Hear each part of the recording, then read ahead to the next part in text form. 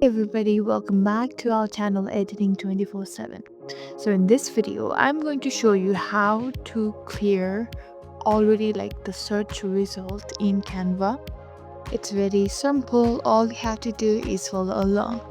So let's go to the left corner here, go to the elements and go to the search bar. So these are all the things that I've searched before. That is says recent, that is table, frame them. So let's say I want to clear all this. It's very simple. You can literally see the clear option over here. All you have to do is tap in there and there you go. It has been cleared.